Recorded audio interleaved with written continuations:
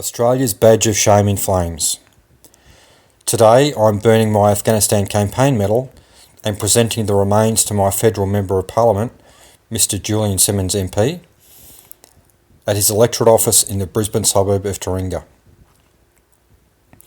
The Morrison government's conscious decision to leave hundreds of our former Afghan civilian interpreters, other loyal allies and their family members behind to be slaughtered by the Taliban, the same terrorist organisation we were sent to fight for 2 decades, now renders this medal a badge of shame. Early in my 28-year military career, I was taught as an officer cadet at the Royal Military College Duntroon that the single most important leadership quality is integrity. The Australian Army lists integrity as one of its 5 core values, defining this value as follows. Quote, "The consistency of character to align my thoughts, words and actions to do what is right." Unquote. A lack of integrity by senior leaders in wartime often has dire consequences. Lies cost lives, and the Morrison government's lies are costing plenty. Australia's 20-year-long military commitment to Afghanistan, our country's longest war, was marked by consistent tactical success, but habitual strategic incompetence. This culture of institutionalised strategic incompetence is the hallmark of a generation of elected and appointed senior Australian public officials who are devoid of integrity. Australia's cowardly cut-and-run exit from Afghanistan is the epitome of this lack of integrity and the antithesis of what we claim to be as a nation. The Australian value of mateship has been thrown in the garbage bin as we rush for the exits, leaving as many as 1,000 of our mates behind for dead. Every word uttered by Prime Minister Scott Morrison and his cabinet ministers from the day he announced Australia's final troop withdrawals from Afghanistan on the 14th of April, with one notable exception, has been a bright, shining lie.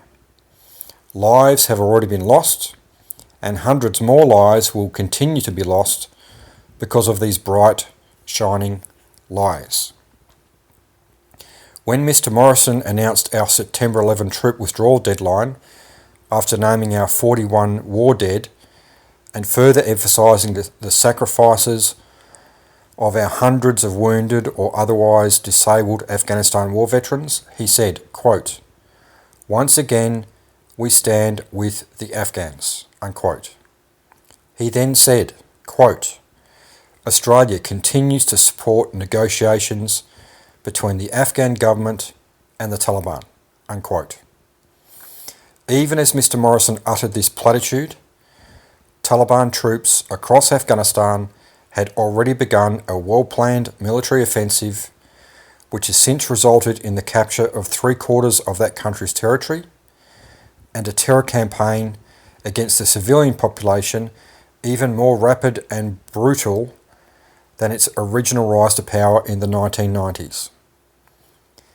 The Morrison government's deluded faith in a non-existent peace deal then paved the way for its final epic strategic blunder of this war, a failure to uphold our obligations under international humanitarian law to protect our civilian staff from the Taliban. When Foreign Affairs Minister Marise Payne visited Kabul on the 10th of May, she, quote, "affirmed Australia's support to the Afghanistan government and people." Unquote. 2 weeks later, the Australian Embassy in Kabul was the first of the Allied embassies to close.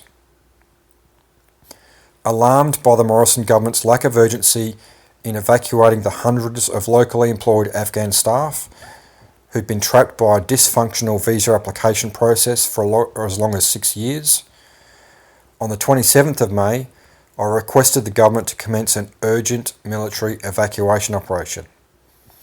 My written proposal was consistent with current contingency plans for exactly this situation, and for which the Australian Defence Force is held at high readiness. The plan proposed to evacuate our civilian staff to a safe third country, where they would undergo thorough security vetting and complete their visa applications with independent legal representation. This operation would have taken 10 days to complete at most. I received no response and nothing has since been done. On the 5th of June on national television, I said that if the Morrison government didn't immediately evacuate our Afghan civilian staff, that he and his government would have blood on their hands. When pressed on the 8th of June, the ever-evasive Mr Morrison admitted, quote, "It would be unconscionable to leave these people to the mercy of the Taliban," unquote. Yet this is precisely what he and his pathetic government have done. The Morrison government's hands are now awash with blood. Dozens of our civilian staff have already been brutally murdered, and hundreds more have been left for dead at the hands of the Taliban. As of today, Australia is the only allied country to have refused to evacuate our remaining civilian staff.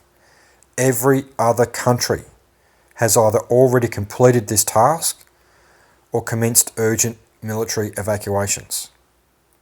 Australia stands alone as the one country which has left our mates behind to die. Unless Mr Morrison reverses his foolish decision today, Australia will remain an international pariah and laughingstock. Mr Morrison's blood-soaked hands will have written the most shameful chapter in modern Australian military and political history. As a so-called leader, Mr Morrison is not only a pathological liar, his very prime ministership is, in its very essence, a bright, shining lie.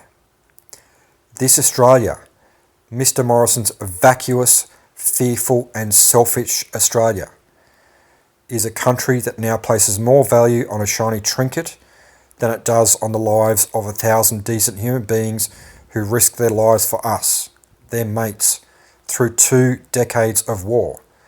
This is not the country I dutifully served in uniform alongside our best and bravest young men and women in the spirit of the Anzacs for almost my entire adult life. For this reason, I'll now burn this badge of shame and deliver it to my elected member of Australia's House of Shame, Federal Parliament, to serve as a symbol of my disgust at the most pathetic, incompetent, contemptible and cowardly government in the history of this once proud nation.